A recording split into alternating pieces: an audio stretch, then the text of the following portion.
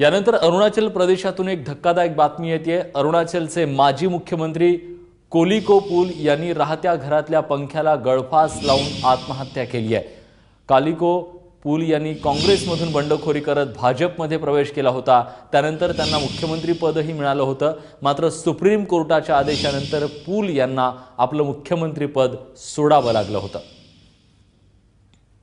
प्रशांत कदम आपले प्रतिनिधी आता आपल्यासोबत आहेत। प्रशांत, विलास, कोलिकोपुल हे अरुणाचल प्रदेशचे ते मुख्यमंत्री आहेत ज्यांनी खरं तर अजून महिना देखील झालेला नाहीये त्यांना या पदावरून पाय उतार व्हावं लागलेलं होतं।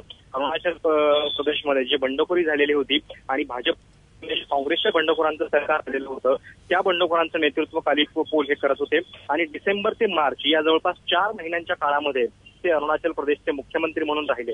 त्याच्यानंतर हे प्रकरण जेव्हा कोर्टामध्ये गेलं तेव्हा खरं तर कोर्टानं काँग्रेसच्या बाजूने निकाल दिला आणि एक प्रकारे ही बंडखोरांची जी खेळी होती त्याला सुप्रीम कोर्टानं कुठेतरी फटका दिला आणि त्याच्यानंतर कोलिकोपुल यांना आपलं मुख्यमंत्री पद जे आहे ते सोडावं लागलेलं होतं।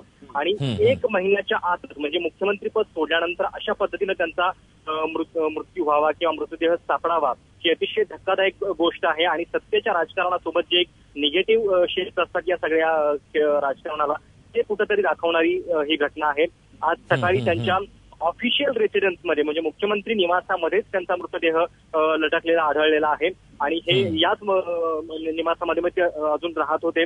मुख्यमंत्रीपद गेलेलं असलं तरी हे निवासस्थान रिकामं करण्यास त्यांनी नकार दिला होता आणि त्यामुळेच नेमकं काय घडलंय, काय त्यांच्या मृत्यू पाठीमागचे कारण आहेत याच्याबद्दलची चर्चा आता सुरू झाली आहे।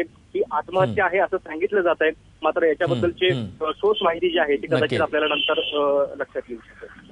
धन्यवाद प्रशांत, तुम्ही दिलेल्या सगळ्या सविस्तर माहितीबद्दल।